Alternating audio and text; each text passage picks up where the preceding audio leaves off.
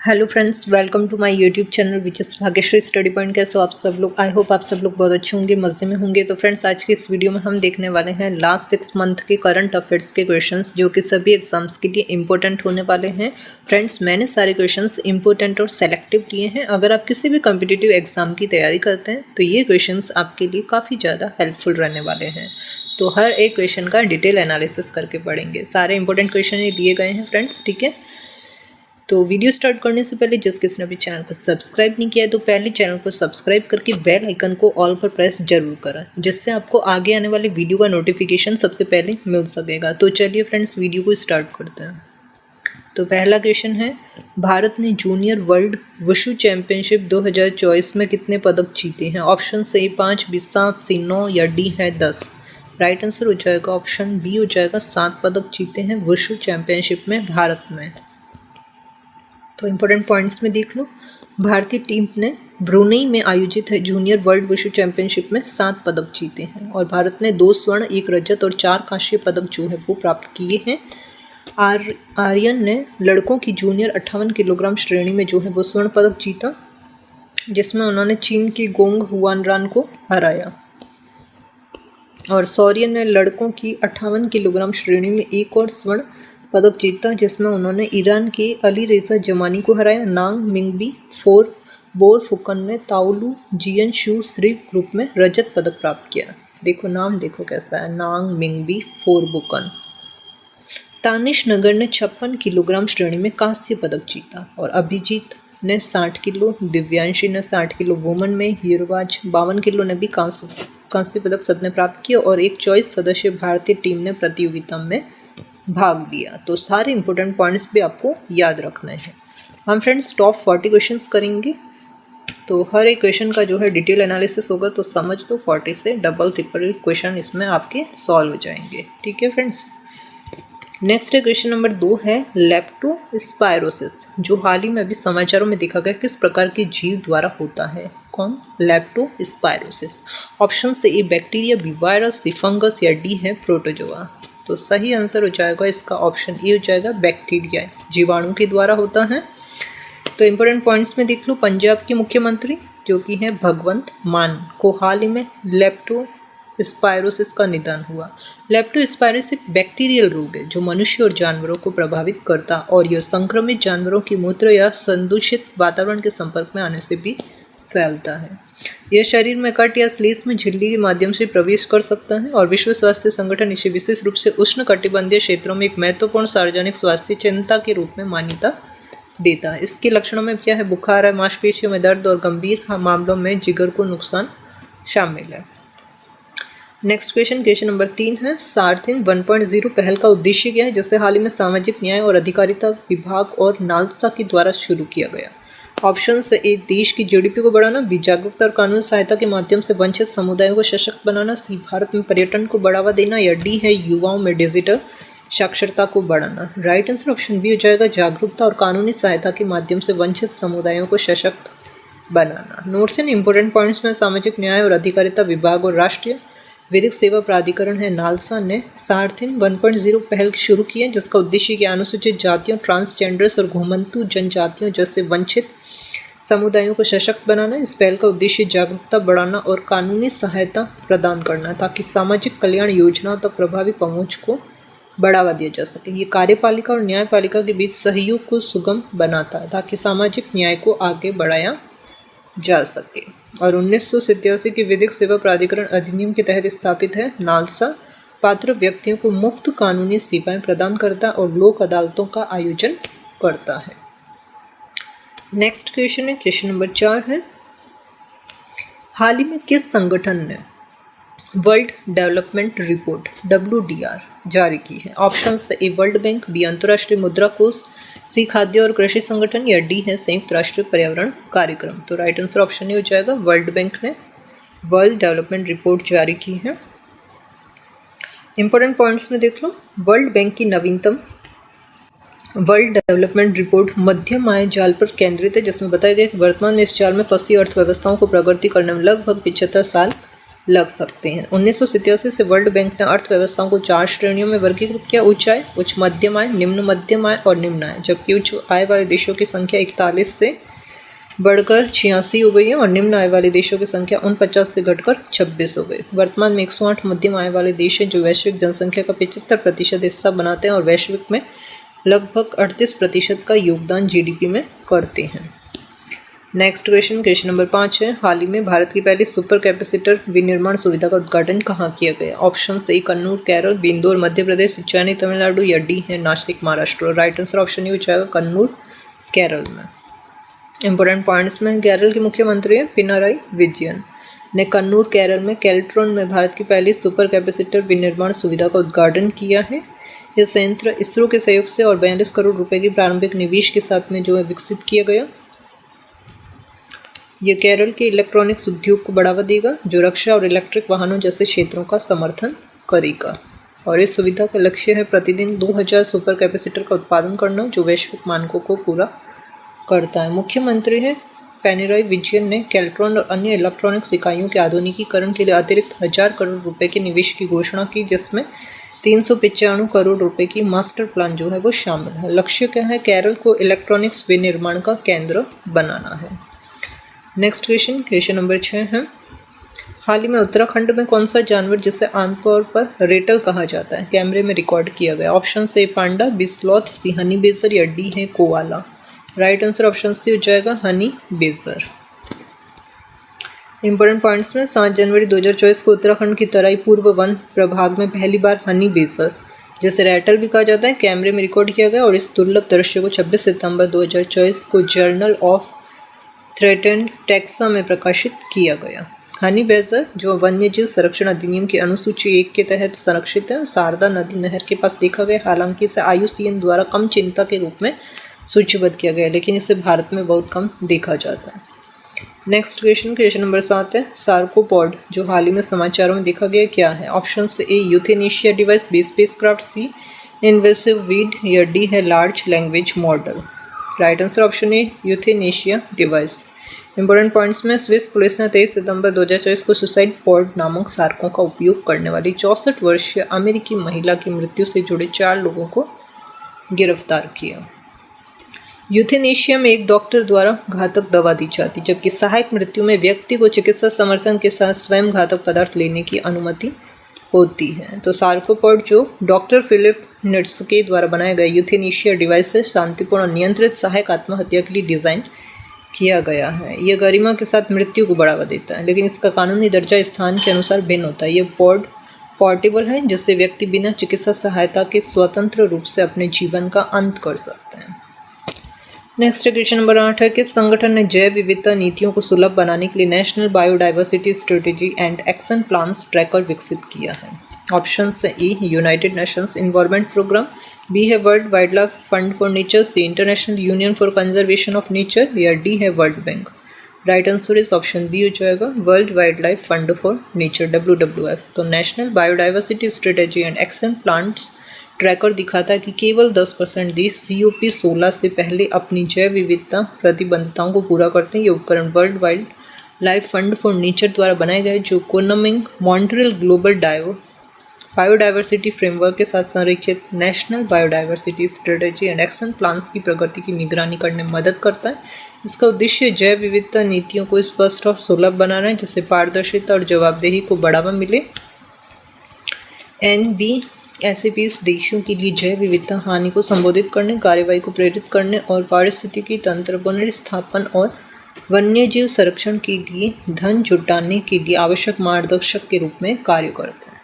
Next question number 9 है, DRDO द्वारा विकसित है VSHORADS किस प्रकार की मिसाइल है? Option A airborne warning and control system, B है man portable air defence system, C terminal high altitude area defence system या डी है इनमें से कोई नहीं। राइट आंसर ऑप्शन बी हो जाएगा man portable air defence system. Important points में है DRDO है defence research and directive organisation ने 4th generation very short range air defence system की विकास परीक्षण राजस्थान के पोखरण में 3 सफल परीक्षणों के साथ में जो है पूरे किए हैं।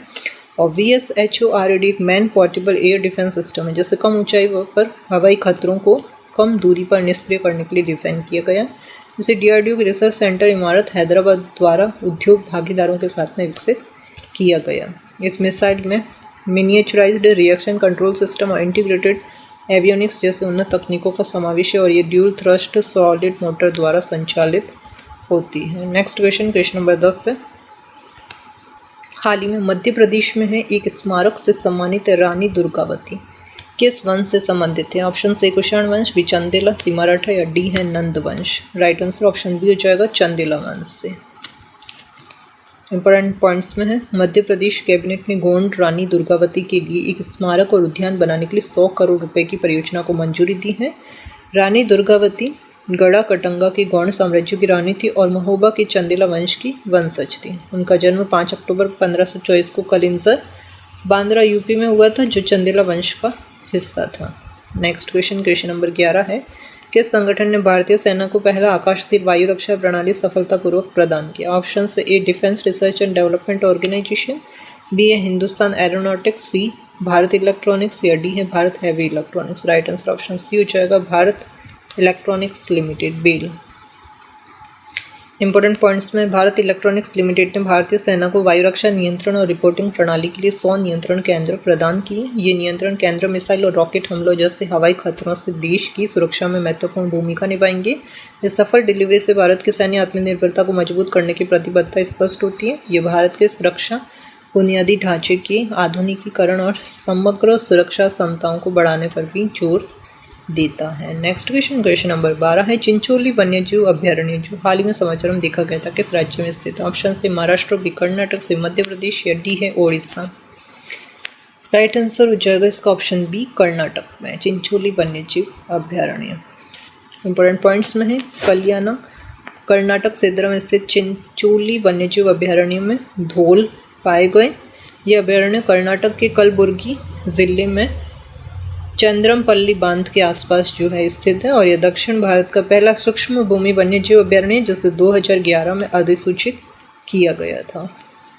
इस अभ्यारण्य में शुष्क और नम पर्णपाती वन, बबूल और सागौन के वृक्षारोपण और लेटराइटिक घास के मैदान शामिल है। यह कर्नाटक का उत्तरीतम संरक्षित क्षेत्र है जो विविध वनस्पति और जीवों का गौरव है जिसमें चंदन, लाल चंदन, काला हिरण, धारीदार लकड़बग्गा, भेड़िया और फल खाने वाले चमगादड़ शामिल है और अभ्यारण्य में लांबानी समुदाय की बस्तियां भी यहाँ पे शामिल हैं।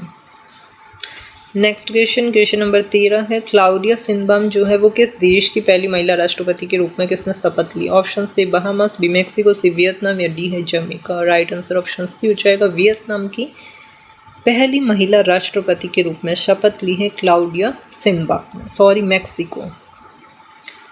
क्लाउडिया शिनबाम जो है मैक्सिको की पहली महिला राष्ट्रपति के रूप में शपथ ली है। इंपॉर्टेंट पॉइंट्स में है क्लाउडिया शिनबाम ने मैक्सिको की पहली महिला राष्ट्रपति के रूप में शपथ ली। महिलाओं के अधिकारों को सशक्त बनाने और मैक्सिको को अंतर्राष्ट्रीय निवेश के लिए सुरक्षित स्थान बनाए रखने का वादा किया है। 62 वर्ष की हैं शिनबाम एक वैज्ञानिक और मैक्सिको सिटी की पूर्व मेयर है। शपथ ग्रहण समारोह मैक्सिको की कांग्रेस में हुआ जो उनके 6 साल के कार्यकाल की शुरुआत का प्रतीक है। नेक्स्ट क्वेश्चन नंबर 14 है। चेंचू जनजाति जो कि मुख्य रूप से किस राज्य में निवास करती है? ऑप्शन से आंध्र प्रदेश, बी झारखंड, से मध्य प्रदेश या डी है कर्नाटक। तो राइट आंसर हो जाएगा ऑप्शन ए आंध्र प्रदेश में। तो चेंचू आंध्र प्रदेश की नल्लामला जंगलों में रहने वाली तेलुगु भाषा की जनजाति आधुनिकता के कारण एमजी नरेगा के तहत घटते काम से जूझ रही है। ये एक अनुसूचित जनजाति और उन्होंने आधुनिकता को अपनाए बिना अपनी पारंपरिक जीवन शैली को बनाए रखा है। चेंचू छोटे गांवों में रहते हैं जिन्हें पेंटा कहा जाता है और वे फलों, कंद, शहद और इमली जैसे वन उत्पादों को इकट्ठा करके न्यूनतम आय जो है वो अर्जित करते हैं। वे शिकार के लिए धनुष, तीर और चाकू पर निर्भर रहते हैं। सामाजिक मामलों में पैडा मनीषी कहलाने वाले गांव के बुजुर्गों की सत्ता होती है। चेंचू का श्री शैलम मंदिर से संबंध है और वहाँ उन्हें विशेष अधिकार जो है वो प्राप्त है। नेक्स्ट क्वेश्चन नंबर 15 डीआरडीओ द्वारा विकसित VSHORADS किस प्रकार की मिसाइल है? तो राइट आंसर हो जाएगा ऑप्शन बी हो जाएगा main portable air defence system. Important points में डीआरडीओ ने 4th generation very short range and defence air defence system के विकास परीक्षण। नेक्स्ट क्वेश्चन नंबर 16 है। बोडो नागपम और बोडो ओंडला जिन्हें भौगोलिक संकेत GI टैग प्राप्त हुआ है किस राज्य से? ऑप्शन से मिजोरम, बी असम, से उड़ीसा या डी है झारखंड। राइट आंसर हो जाएगा ऑप्शन बी हो जाएगा असम से। इंपॉर्टेंट पॉइंट्स में है, चेन्नई में है भौगोलिक संकेत रजिस्ट्री ने असम के 8 उत्पादों को जीआई टैग प्रदान किया, जिसमें बोडो नकपम और बोडो ओंटला शामिल है। बोडो नकपम एक किण्वित मछली की डिश है जिसे 2 से 3 महीने तक अवायवीय रूप से तैयार किया जाता है। और बोडो ओंटला चावल के आटे की कड़ी है जिसे लहसुन और अदरक के साथ मसाला दिया जाता है। और अन्य 6 उत्पाद है बोडो जौ GWRN, मेब्रा जो बिडवी, बोडो जो गिश्री, बोडो GWKHA, बोडो नारसी और बोडो ऑर्नेल। नेक्स्ट क्वेश्चन नंबर 17 है, अक्टूबर 2024 तक विदेशी मुद्रा भंडार के मामले में निम्नलिखित में से कौन शीर्ष 4 देश है? ऑप्शन से चीन, जापान, स्विट्जरलैंड, भारत, बी संयुक्त राज्य अमेरिका, ऑस्ट्रेलिया, फ्रांस और रूस, सी है यूक्रेन, न्यूजीलैंड, बांग्लादेश और म्यांमार, या डी है यूएई, मालदीव, सिंगापुर और Indonesia. Right answer option A हो जाएगा चीन, जापान, स्विट्जरलैंड और भारत। तो इम्पोर्टेंट पॉइंट्स में भारत का विदेशी मुद्रा भंडार हाल ही में पहली बार $700 बिलियन से अधिक हो गया, जिससे यह अन्य 3 देशों के बाद ऐसा करने वाला चौथा देश जो है वो बन गया है। तो 2024 में भारत के विदेशी मुद्रा भंडार में $87.6 बिलियन की वृद्धि हुई है, जो पिछले पूरे वर्ष में लगभग $62 बिलियन की वृद्धि से अधिक है। नेक्स्ट क्वेश्चन नंबर 18 है, साहित्य में नोबेल पुरस्कार 2024 किसे प्रदान किया गया? ऑप्शन से A Gabriel Garcia, B Alexander Pushkin, C Hong Kong, या डी है Haruki Murakami. Right answer option C हो जाएगा हांगकांग। इंपॉर्टेंट पॉइंट्स में दक्षिण एशियाई कोरियाई लेखिका है हांगकांग को 2024 का साहित्य का नोबेल पुरस्कार मिला है। वह इस सम्मान को प्राप्त करने वाली पहली कोरियाई है। उनके काम को गहन काव्यात्मक गद्य के लिए जाना जाता है, जो ऐतिहासिक आघात और जीवन की नाजुकता को संबोधित करता है। उनकी प्रमुख रचनाओं में the vegetarian 2016 man Booker international पुरस्कार विजेता, the white book, human acts और ग्रीक लेसन्स जो है वो शामिल है।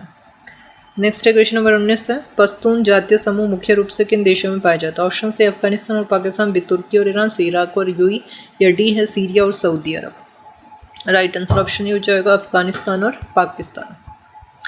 इंपॉर्टेंट पॉइंट्स में हाल ही में पाकिस्तान ने पश्तून तहफ़्फ़ुज़ मूवमेंट PTM पर प्रतिबंध लगा दिया। इसे राष्ट्रीय सुरक्षा के लिए खतरा बताते हुए PTM जातीय पश्तूनों के अधिकारों की वकालत करता है। और पश्तून, जिन्हें पठान या पख्तून भी कहा जाता है, अफगानिस्तान और पाकिस्तान में एक जातीय समूह है। वे मुख्य रूप से अफगानिस्तान के हिंदू कुश और पाकिस्तान के उत्तरी सिंधु नदी के बीच में रहते हैं। 19वीं सदी के अंत में खींची गई है डोरंट रेखा ने पाकिस्तान में पश्तूनों को अफगानिस्तान के पश्तूनों से अलग कर दिया। और पश्तून अफगानिस्तान की आबादी का 40 से 50% हिस्सा बनाते हैं और मुख्य रूप से पश्तो बोलते हैं। वे व्यापार के लिए फ़ारसी का भी यूज़ करते हैं, ठीक है, फ़ारसी भाषा का उपयोग करते हैं। नेक्स्ट क्वेश्चन नंबर 20 है, निशय पोषण योजना का मुख्य उद्देश्य क्या है? ऑप्शन से ए एनीमिया रोगियों के लिए मुफ्त चिकित्सा उपचार प्रदान करना, बी वंचित समूह को स्वास्थ्य सेवा सुनिश्चित करना, सी है टीबी रोगियों को पोषण समर्थन के लिए प्रोत्साहन का देना, या डी है हृदय रोगों को कम करने का लक्ष्य। राइट आंसर ऑप्शन सी हो जाएगा टीबी रोगियों को पोषण समर्थन के लिए प्रोत्साहन देना। तो इंपॉर्टेंट पॉइंट्स में है, केंद्रीय स्वास्थ्य संगठन ने निशय पोषण योजना के तहत टीबी रोगियों के लिए मासिक पोषण सहायता को 500 रुपये से बढ़ाकर 1000 रुपये जो है वो कर दिया है। निशय पोषण योजना को अप्रैल 2018 में राष्ट्रीय स्वास्थ्य मिशन के तहत शुरू किया गया था और यह राष्ट्रीय सह उन्मूलन कार्यक्रम के तहत एक प्रत्यक्ष लाभ अंतरण DBT योजना है। इस योजना का उद्देश्य टीबी रोगियों को पोषण समर्थन प्रदान करना है। सभी सूचित टीबी रोगी इस योजना के पात्र लाभार्थी हैं। नेक्स्ट है क्वेश्चन नंबर 21 है, माउंट धौलागिरी किस देश में स्थित? ऑप्शन से भारत, बी म्यांमार, सी नेपाल, या डी चीन। राइट आंसर ऑप्शन सी हो जाएगा नेपाल में। इंपॉर्टेंट पॉइंट्स में हाल ही में माउंट धौलागिरी पर एक अभियान के दौरान 5 रूसी पर्वतारोहियों की मृत्यु हो गई। माउंट धौलागिरी विश्व की 7वीं सबसे ऊंची पर्वत चोटी, जिसकी ऊंचाई 8167 मीटर है। यह पश्चिम मध्य नेपाल में हिमालय श्रृंखला का हिस्सा है और नेपाल में पूरी तरह से स्थित सबसे ऊंचा पर्वत है। बर्फीली चोटी और हिम नदों के लिए प्रसिद्ध धौलागिरी का संस्कृत में अर्थ होता है सफ़ेद पर्वत। पहली सफल चढ़ाई 1960 में स्विस पर्वतारोही मैक्स आइसेलिन द्वारा की गई थी। कठिन भूभाग और अप्रत्याशित मौसम के कारण ये पर्वत चुनौतीपूर्ण है। नेक्स्ट है क्वेश्चन नंबर 22 है, हाल ही में किस राज्य ने उस्ताद अलाउद्दीन खान महोत्सव का आयोजन किया है? ऑप्शन से मध्य प्रदेश, बी महाराष्ट्र, सी गुजरात, या डी है Andhra Pradesh. Right answer option ये हो जाएगा मध्य प्रदेश ने। इंपॉर्टेंट पॉइंट्स में उस्ताद अलाउद्दीन खान महोत्सव का हाल ही में मध्य प्रदेश में आयोजन किया गया। यह महोत्सव मैहर मध्य प्रदेश में होता है और प्रसिद्ध संगीतकार उस्ताद अलाउद्दीन खान को समर्पित है। 3 दिवसीय इस कार्यक्रम में देश भर के कई प्रसिद्ध व्यक्तित्व शामिल होते हैं। इसका आयोजन मध्य प्रदेश संस्कृति विभाग, उस्ताद अलाउद्दीन खान संगीत एवं कला अकादमी और मैहर जिला प्रशासन द्वारा किया जाता है और ये 10 अक्टूबर तक चलता है। नेक्स्ट क्वेश्चन नंबर 23 है, किस अंतरिक्ष संगठन ने यूरोपा क्लिपर मिशन को लॉन्च किया? ऑप्शन से ISRO, B NASA, C ECS या D CNS. Right answer option B हो जाएगा नासा। नासा अमेरिका की स्पेस एजेंसी है, ठीक है।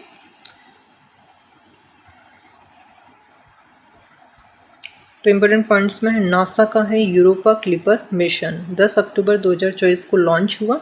इसका उद्देश्य है बृहस्पति की चंद्रमा यूरोपा का अन्वेषण करना, जिसके बारे में माना जाता है कि इसकी बर्फीली सतह के नीचे एक महासागर है।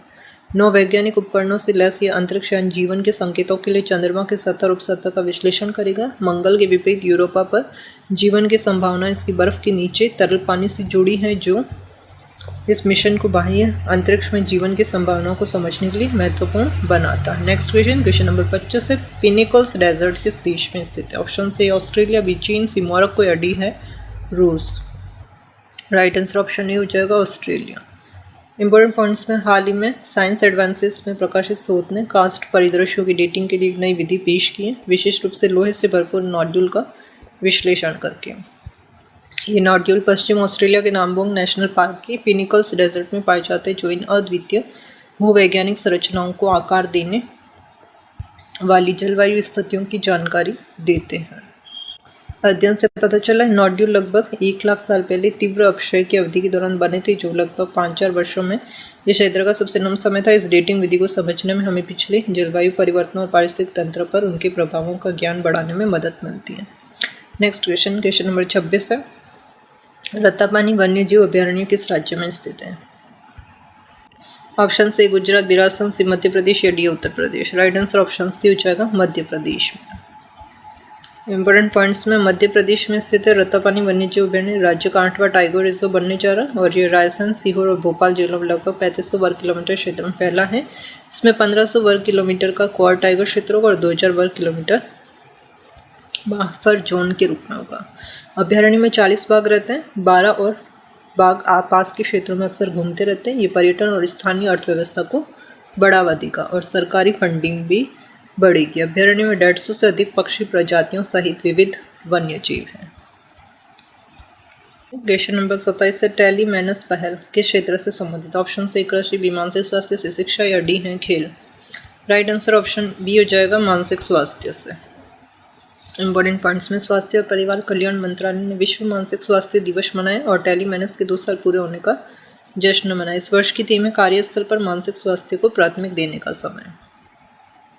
टेलीमेनस का उद्देश्य पूरे भारत में 24/7 टेली मानसिक स्वास्थ्य सेवाओं के माध्यम से किफायती मानसिक स्वास्थ्य देखभाल तक सार्वभौमिक पहुंच प्रदान करना है। नेक्स्ट क्वेश्चन नंबर 28 है, ताडोबा अंधारी टाइगर रिजर्व किस राज्य में स्थित है? ऑप्शन से महाराष्ट्र, बी गुजरात, से आंध्र प्रदेश या डी है केरल। राइट आंसर ऑप्शन ये हो जाएगा महाराष्ट्र में। तो इंपॉर्टेंट पॉइंट्स में, महाराष्ट्र की ताडोबा अंधारी टाइगर रिजर्व में पहली बार रोपवे सफारी शुरू की जा रही है और ये राज्य का सबसे बड़ा और सबसे पुराना टाइगर रिजर्व है, जो चंद्रपुर जिले में स्थित है। ताडोबा नामक एक स्थानीय देवता से लिया गया, जिसकी पूजा वनवासी जनजातियाँ करती है, जबकि अंधारी का नाम अंधारी नदी पर आधारित है। यह रिजर्व 625.4 वर्ग किलोमीटर में फैला है, जिसमें लगभग 116.55 वर्ग किलोमीटर ताडोबा नेशनल पार्क और 508.85 वर्ग किलोमीटर अंधारी वन्यजीव अभयारण्य शामिल है। नेक्स्ट क्वेश्चन नंबर 29 है, सेना प्रमुख ने क्वेश्चन नंबर 29 है, सेना प्रमुख ने अग्नि अस्त्र बहुलक्ष्य विस्फोटक उपकरण किस शहर में लॉन्च किया? ऑप्शन से नई दिल्ली, बी गंगटोक, सी कोहिमा या डी है Shillong. Right answer option B हो जाएगा गंगटोक, जो कि है सिक्किम की राजधानी। इंपॉर्टेंट पॉइंट्स में है, सेना प्रमुख जनरल है उपेंद्र द्विवेदी ने गंगटोक में सेना कमांडरों के सम्मेलन में अग्नि अस्त्र बहुलक्ष्य विस्फोटक उपकरण का अनावरण किया। यह कमरे में हस्तक्षेप और बंकर विनाश को सुधारता है, जिससे आतंकवाद विरोधी अभियानों में मदद मिलती है। WEDC के रूप में जाने जाने वाला यह उपकरण पुराने एक्सप्लोडर डायनेमो कैपेसिटर की तुलना में अधिक सुरक्षा और विश्वसनीयता प्रदान करता है, जिसकी सीमा 400 मीटर तक सीमित थी। मेजर राजप्रसाद द्वारा विकसित नया माइक्रोप्रोसेसर आधारित विस्फोटक प्रणाली 2.5 किलोमीटर की सीमा के साथ वायर्ड और वायरलेस दोनों मोड में काम करती है। यह कई लक्ष्यों को चयनात्मक और एक साथ फायर करने की अनुमति देती है, जिससे यह सुरक्षित विध्वंस अभियानों के लिए अत्यधिक प्रभावी हो जाती है। यह नवाचार आतंकवाद विरोधी प्रयासों और आईईडी विनाश में महत्वपूर्ण रूप से सुधार करता है, जिससे महत्वपूर्ण मिशनों के दौरान सैनिकों की सुरक्षा बेहतर होती है। नेक्स्ट क्वेश्चन नंबर 30 है, सिक्किम की बाढ़ में शहीद हुए सैनिकों के लिए उद्घाटित स्मारक का नाम क्या? ऑप्शन से प्रेरणा स्थल, वीर स्मारक से अमर जवान ज्योति, या डी इनमें से कोई नहीं। राइट आंसर ऑप्शन ये है प्रेरणा स्थल। इंपॉर्टेंट पॉइंट्स में सिक्किम में प्रेरणा स्थल स्मारक का उद्घाटन रक्षा मंत्री राजनाथ सिंह ने किया। यह स्मारक उन 22 सैनिकों को सम्मानित करता है जो अक्टूबर 2023 में दक्षिण लोनाक झील में ग्लेशियर झील के फटने से शहीद हुए। ये स्मारक उनके साहस और बलिदान का प्रतीक और राष्ट्रीय गर्व को प्रेरित करने का उद्देश्य रखता है। यह नई दिल्ली के राष्ट्रीय युद्ध स्मारक के समान है। नेक्स्ट क्वेश्चन है क्वेश्चन नंबर 31 है, हाल ही में भारत के प्रधानमंत्री द्वारा उद्घाटित कर्मयोगी सप्ताह का मुख्य उद्देश्य क्या? ऑप्शन से प्रौद्योगिकी क्षेत्र में सुधार, बी सांस्कृतिक विरासत को बढ़ावा देना, सी है सिविल सेवकों के लिए व्यक्तिगत और संगठनात्मक क्षमता विकास को मजबूत करना, डी है रूस के साथ अंतर्राष्ट्रीय संबंध बनाना। राइट आंसर ऑप्शन सी हो जाएगा, सिविल सेवकों के लिए व्यक्तिगत और संगठनात्मक क्षमता विकास को मजबूत करना। इंपॉर्टेंट पॉइंट्स में है, प्रधानमंत्री नरेंद्र मोदी ने नई दिल्ली के डॉक्टर अंबेडकर अंतर्राष्ट्रीय केंद्र में कर्मयोगी सप्ताह या राष्ट्रीय लर्निंग वीक का उद्घाटन किया। इस पहल का उद्देश्य सिविल सेवकों की व्यक्तिगत और संगठनात्मक क्षमता विकास को मजबूत करना था। सितंबर 2020 में शुरू हुआ मिशन कर्मयोगी भारतीय मूल्यों और वैश्विक दृष्टिकोण के साथ भविष्य के लिए तैयार सिविल सेवा बनाने पर केंद्रित था। राष्ट्रीय लर्निंग वीक ने एकीकृत वन गवर्नमेंट दृष्टिकोण और आजीवन सीखने को बढ़ावा दिया। सिविल सेवक IGOT प्लेटफॉर्म, मॉड्यूल्स, वेबिनार और मास्टर क्लास के माध्यम से दक्षता में जोड़े शिक्षा में शामिल हुए।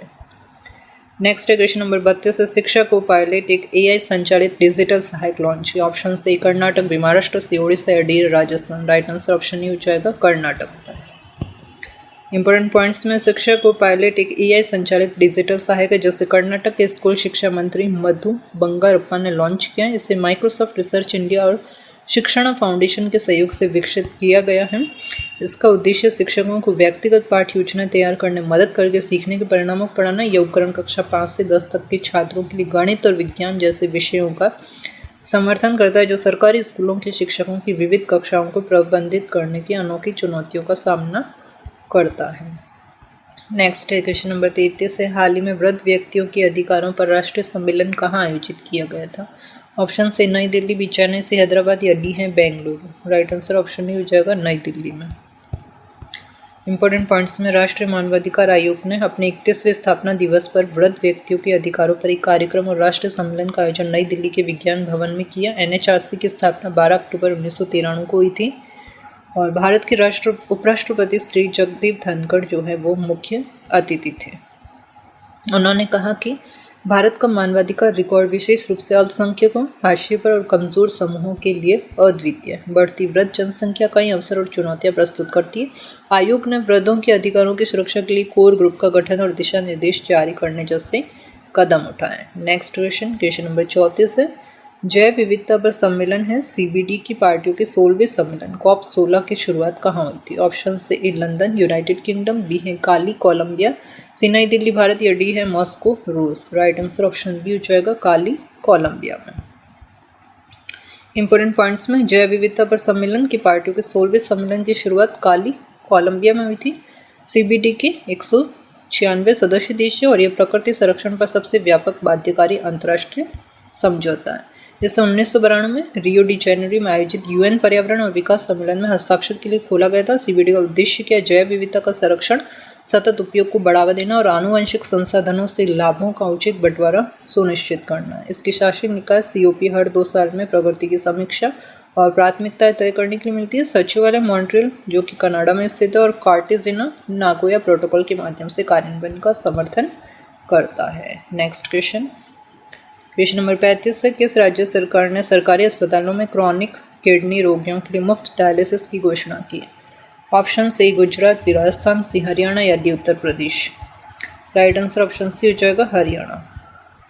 इंपॉर्टेंट पॉइंट्स में, हरियाणा सरकार ने सभी सरकारी अस्पताल में क्रॉनिक किडनी रोगियों के लिए मुफ्त डायलिसिस सेवाओं की घोषणा की। यह पहल मरीजों पर वित्तीय बोझ को कम करने के लिए जो आमतौर पर डायलिसिस पर प्रति महीने 20,000 रुपये से 50,000 खर्च करती है और हरियाणा सरकार इन खर्चों का वहन करेगी, जिससे वह कमजोर समुदायों का समर्थन करना और स्वास्थ्य सेवा को बेहतर बनाने की अपनी प्रतिबद्धता दिखाती है। नेक्स्ट क्वेश्चन नंबर 36 है, विश्व ऑस्टियोपोरोसिस दिवस 2024 का विषय क्या? ऑप्शन से ई कमजोर हड्डियों को न कहें, बी हड्डियों के स्वास्थ्य के लिए कदम बढ़ाएं, बेहतर हड्डियां बनाएं, सी अपने भविष्य की सुरक्षा, या डी हड्डियों के स्वास्थ्य के लिए कदम उठाएं। राइट आंसर ऑप्शन ही हो जाएगा कमजोर हड्डियों को न कहें।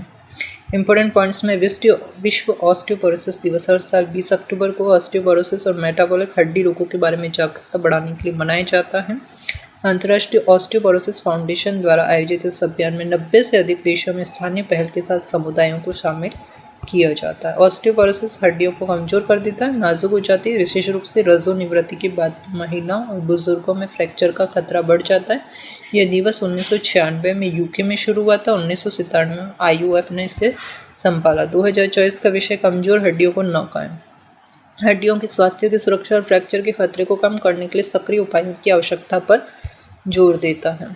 नेक्स्ट है क्वेश्चन नंबर 37 है, हाल ही में समाचारों में रहे काला अजहर का कारक एजेंट क्या है? ऑप्शन से virus, B bacteria, C protozoa, या डी है fungus. Right answer option C हो जाएगा प्रोटोजोआ।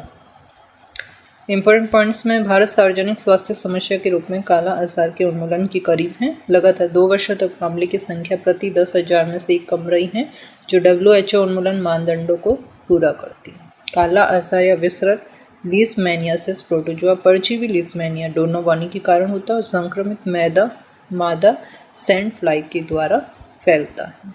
यह रोग मुख्य रूप से गरीब आबादी को प्रभावित करता है और कुपोषण, खराब आवास और कमजोर प्रतिरक्षा प्रणाली से जुड़ा है। लक्षणों में अनियमित बुखार, वजन घटने, तिल्ली, यकृत की सूजन और गंभीर एनीमिया शामिल है, जो अनुपचारित होने पर घातक हो सकते हैं। निदान में नैदानिक संकेत और RK39 किट जैसी जांच शामिल है, जबकि उपचार में विभिन्न एंटी पैरासिटिक दवाएं शामिल होती है। नेक्स्ट क्वेश्चन नंबर 38 है, आर्थिक स्वतंत्रता रिपोर्ट है 2024 में भारत की रैंक कौन से? ऑप्शन सी 34, बी 65, सी 74, या डी है 84। राइट आंसर ऑप्शन डी हो जाएगा 84। इंपॉर्टेंट पॉइंट्स में फ्रेजर इंस्टीट्यूट ने 2024 की विश्व आर्थिक स्वतंत्रता रिपोर्ट जारी की, जिसमें 165 देशों के आर्थिक विकल्पों के आधार पर रैंक किया गया। सबसे अधिक आर्थिक रूप से स्वतंत्र देशों में हांगकांग, सिंगापुर, स्विट्जरलैंड, न्यूजीलैंड और संयुक्त राज्य अमेरिका शामिल है। इस रिपोर्ट में भारत 84वें स्थान पर है। रिपोर्ट में 42 चर शामिल है, जैसे कि सरकार का आकार, संपत्ति अधिकार, मौद्रिक नीति और व्यापार स्वतंत्रता। नेक्स्ट क्वेश्चन नंबर 39 है, हर साल विश्व आयोडीन अल्पता दिवस किस दिन मनाया जाता है? ऑप्शन से 21 अक्टूबर, 22 अक्टूबर, 23 अक्टूबर, या डी है 24 अक्टूबर। राइट आंसर इस ऑप्शन ही हो जाएगा 21 अक्टूबर।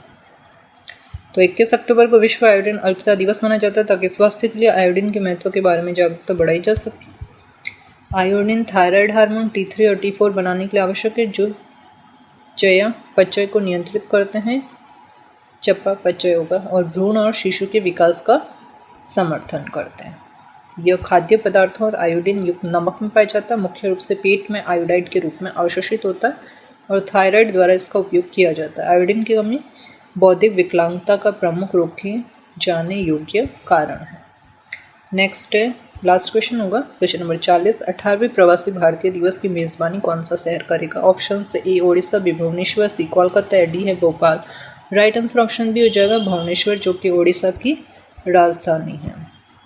इंपॉर्टेंट पॉइंट्स में ओडिशा में 8 से 10 जनवरी 2024 तक भुवनेश्वर में 18वें प्रवासी भारतीय दिवस की मेज़बानी करेगा। मुख्यमंत्री मोहन चरण मांझी ने विदेश मंत्रालय के प्रस्ताव को मंजूरी दी और कार्यक्रम जनता मैदान भुवनेश्वर में आयोजित होगा, जिसमें राष्ट्रपति द्रौपदी मुर्मू, प्रधानमंत्री नरेंद्र मोदी और अन्य गणमान्य व्यक्ति शामिल होंगे। प्रवासी भारतीय दिवस महात्मा गांधी की 9 जनवरी 1915 को दक्षिण अफ्रीका से भारत वापसी और भारतीय प्रवासी के योगदान को मान्यता प्राप्त है। पिछला कार्यक्रम इंदौर, मध्य प्रदेश में हुआ था।